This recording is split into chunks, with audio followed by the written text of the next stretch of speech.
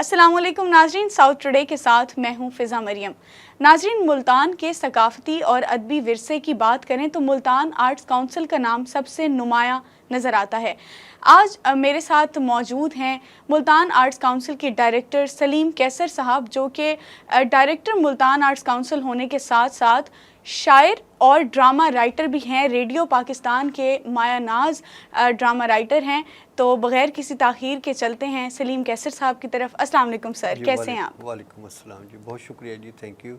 Sir thank you so much. Sir बताइएगा सबसे पहले तो कि आर्ट्स काउंसिल में आजकल कौन से प्रोग्राम्स, कौन सी क्लासेस जारी हैं, स्टूडेंट्स आजकल कैसे मुस्तफ़ीद हो सकते हैं? अगर कोई अदब से लगाव रखता है तो उसको मुल्तान आर्ट्स काउंसिल किस तरह से फ़ायदा पहुंचा रहा है?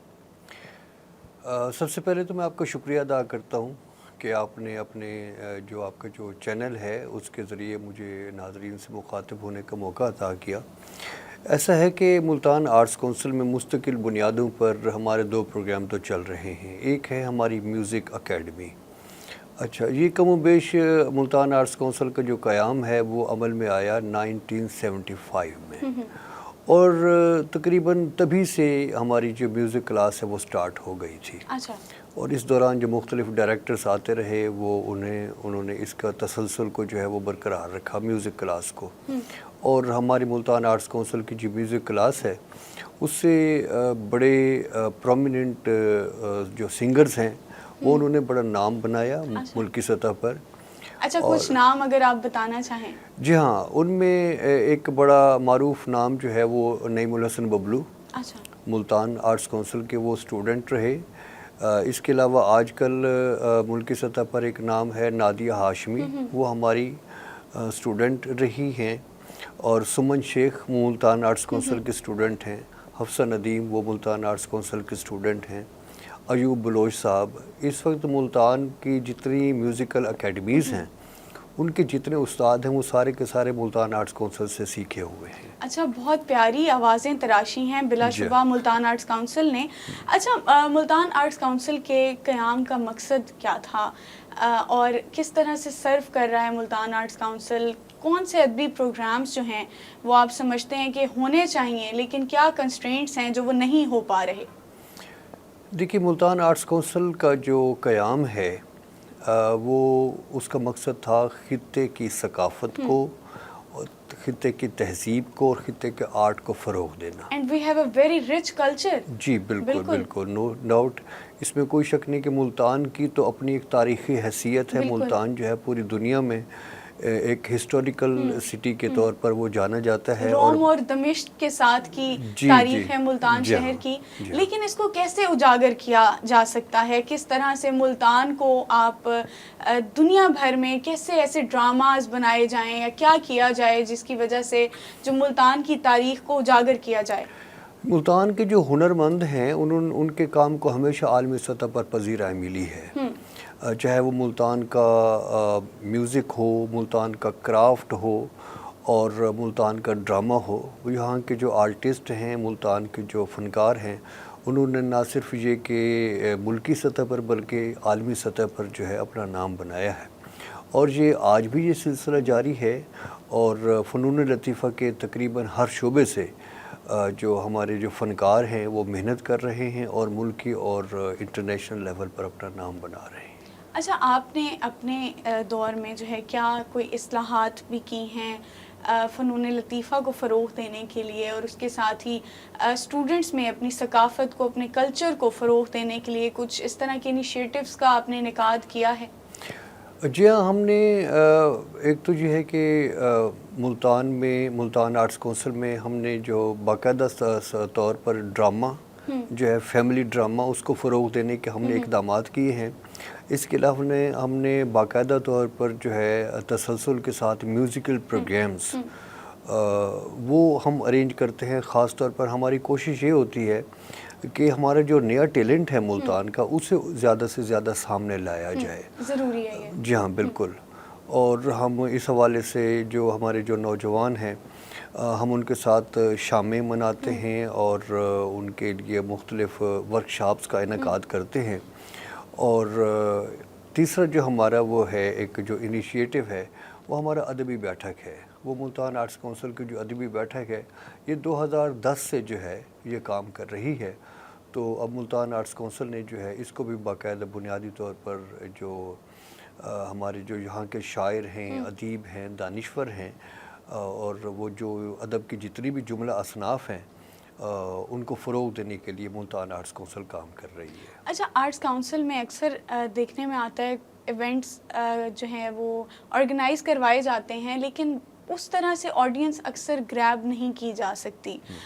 ہماری عوام میں یا خصوصاً ہمارے جو نوجوان ہیں، ہماری خواتین میں، ہمارے بچوں میں کس طرح ادب کی جانب ان کی دلچسپی کروائی جا سکتی ہے؟ کیونکہ جب تک کوئی سنگر آ رہا ہوتا ہے، کوئی مشہور سنگر آ رہا ہو، اس کے آپ کانسرٹ کو تو اٹینڈ کرنے سب جاتے ہیں، لیکن کوئی اگر کوئی ادب کی محفل سج رہی ہے، وہ محفل خالی کیوں دیکھنے میں آتی ہے؟ چند لوگ ہوتے ہیں جن کا ادب سے کوئی تعلق پرانا رہا ہوتا ہے اور وہ لکھ رہے ہوتے ہیں، کچھ انٹرسٹ ہوتا ہے ان کا. ان کے علاوہ مجھے نہیں لگتا کہ کوئی ملتان کے شہری ویسے ہی جا کے وہ اٹینڈ کرتے ہیں اس طرح کے ایونٹس. تو کیا کیا جائے، کیسے دلچسپی بڑھائی جائے ادب میں؟ ہم نے نوجوانوں کی جو ادبی تنظیمیں ہیں ان کی کولیبریشن کے ساتھ ہم ملتان آرٹس کونسل میں پروگرامز کر رہے ہیں. باقاعدہ طور پر جو ہے ہماری جو یوتھ ہے، ہمارے جو نوجوانوں میں جو کام کرنے والے ہیں، خاص طور پر ادب کے حوالے سے آپ نے پوچھا ہے، جو شاعر ہیں، افسانہ نگار ہیں یا ادب کی کسی بھی صنف میں کام کرتے ہیں، ہم انہیں پلیٹ فارم مہیا کرتے ہیں اور وہ وہاں پر آ کے اپنے پروگرامز کرتے ہیں. اس کے علاوہ ہم عنقریب جو ایک سلسلہ شروع کرنے جا رہے ہیں وہ ہم شروع کر رہے ہیں کہانی گھر. اچھا. کہ ہمارے جو چھوٹے بچے ہیں ہم ان میں یہ ایک سلسلہ شروع کر رہے ہیں کہ وہ اپنی کہانیاں لکھیں، تبازات اپنی چھوٹی چھوٹی کہانیاں لکھیں اور ملتان آرٹس کونسل میں آ کر تشریف لائیں اور ایک دوسرے کو سنائیں. بہترین پلیٹ فارم ہے تو کانفیڈنس ڈیولپ کرنے کے حوالے سے بھی. اور اس سے ایک تو یہ ہوگا کہ ہمارے جو نوجوان بچے ہیں، آنے والے جو ہمارے بچے ہیں، ان میں لکھنے کا رجحان پیدا ہوگا اور پھر انہی میں مستقبل کے لیے جو ہے افسانہ نگار، ڈرامہ نگار وہ پیدا ہوں گے اور وہ اپنی ثقافت اور اپنے آرٹ کے لیے کام کریں گے. بالکل. اچھا، کیونکہ آپ ڈرامہ رائٹر بھی ہیں اور ریڈیو پاکستان سے آپ کا ایک کافی پرانا رشتہ ہے، تعلق ہے، تو مجھے یہ بتائیے کہ آج کل کے ڈراموں کے حوالے سے اگر ہم بات کریں تو ہمارے ڈراماز اب کے جو بنائے جا رہے ہیں، ہمارا ڈرامہ انڈسٹری جس طرح کے ڈرامے پروڈیوس کر رہی ہے اب، اور جو پی ٹی وی کے ماضی کے ڈرامے ہوا کرتے تھے ان میں زمین آسمان کا فرق ہے. وہ بہت سبق آموز ڈرامے ہوتے تھے، ان سے ایک بڑا اچھا لیسن ملتا تھا اور فیملی ڈرامہ ہوتا تھا، ساری فیملی دیکھتی تھی اور سڑکیں سنسان ہو جاتی تھیں. آج وہ چیز کیوں نہیں ہے؟ کیا ہماری جو ہے کیا گیپ آ رہا ہے؟ دیکھیے اس کی ایک وجہ تو اوبویسلی یہی ہے کہ اس وقت ایک ہی چینل ہوا کرتا تھا. بالکل، پی ٹی وی ہی تھا، پاکستان ٹیلی ویژن تھا اور اس کے مختلف چینلز تھے، یعنی پاکستان ٹیلی ویژن لاہور، کراچی، کوئٹہ، پشاور، اور ان چینلز کا آپس میں کمپٹیشن ہوا کرتا تھا. دوسری جو اس کی مین وجہ ہے جو میں سمجھتا ہوں ایک یعنی ڈرامے اور آرٹ کے ایک طالب علم کے حیثیت سے، وہ یہ کہ ہمارے اس وقت کے لکھنے والے، ہمارے اس وقت کے ڈائریکٹرز، ہدایت کار، ان کا زندگی کے ساتھ براہ راست ایک رابطہ تھا. وہ زندگی کے رنگوں کو پیش کیا کرتے تھے اپنے ڈراموں میں. یہی وجہ ہے کہ لوگوں کو بھی اس میں دلچسپی برقرار رہتی تھی. ہمارا آج کا جو پیشکار ہے، ہمارا آج کا جو پروڈیوسر ہے، ڈائریکٹر ہے، لکھنے والا ہے، انہوں نے معذرت کے ساتھ زندگی سے منہ موڑ لیا ہے. یعنی زندگی سے مراد معاصر زندگی جو ہے، ہمارے آج کے جو مسائل ہیں، ہمارے آج کے جو ایشوز ہیں، انریلسٹک اپروچ زیادہ دیکھنے میں آتی ہے آج کے ڈراموں میں. بالکل بالکل. اور پھر یہی وجہ ہے کہ ہمارا آج کا جو ڈرامہ ہے اس میں گلیمر کو بہت زیادہ فوکس کیا جاتا ہے، لیکن زندگی کی تلخ حقیقتیں جو ہے ان سے نظریں چرائی جاتی ہیں. بالکل. اچھا، ڈراموں کی بات ہوئی ہے تو مجھے یہ بتائیں کہ آرٹس کونسل میں کوئی ڈرامے پیش کیے جا رہے ہیں؟ کیونکہ ابھی فیسٹیول ایک جاری بھی ہے کراچی آرٹس کونسل میں بہت بڑے پیمانے پر، تو کوئی ملتان اور ملتانیوں کے لیے اس طرح کا کوئی جو ہے انیشیٹو لیا جا رہا ہے یا نہیں؟ ہم ملتان آرٹس کونسل کے پلیٹ فارم سے ملتان کی جو فیملیز ہیں ان کے لیے ہمیشہ ہم کھیل پیش کرتے رہے ہیں، اور یہ سلسلہ اب بھی جاری ہے۔ انشاءاللہ ہم نومبر میں ایک اچھا فیملی پلے جو ہے وہ 3 روز کا ملتان کے شہریوں کے لیے پیش کرنے جا رہے ہیں، اور اس کے علاوہ جو ہے ہم ہر سال دسمبر اور جنوری کے جو مہینے ہیں ان میں ایک ڈرامہ فیسٹیول بھی ارینج کرتے ہوتے ہیں، اور انشاءاللہ پہلے کی طرح جو ہے اب کی بار بھی ہم یہ ایکٹیویٹی کریں گے۔ اچھا سر، آگے فیوچر کی کچھ پروجیکٹس، کچھ جیسے آپ نے بتایا کہ میوزک کلاسز جو ہیں وہ تو کئی سالوں سے جاری ہیں ملتان آرٹس کونسل میں، اس کے علاوہ کچھ اور کلاسز یا کوئی اور نئے پروجیکٹس آپ جاری کر رہے ہوں اور کچھ منصوبہ بندیاں کی گئی ہوں تو اس حوالے سے بھی بتائیں۔ جی، ایک تو یہ ہے کہ ہم جو ہے ملتان آرٹس کونسل میں کچھ اور کلاسیں شروع کرنے کا ارادہ رکھتے ہیں۔ مثال کے طور پر ہم مصوری کی ایک کلاس شروع کرنا چاہتے ہیں۔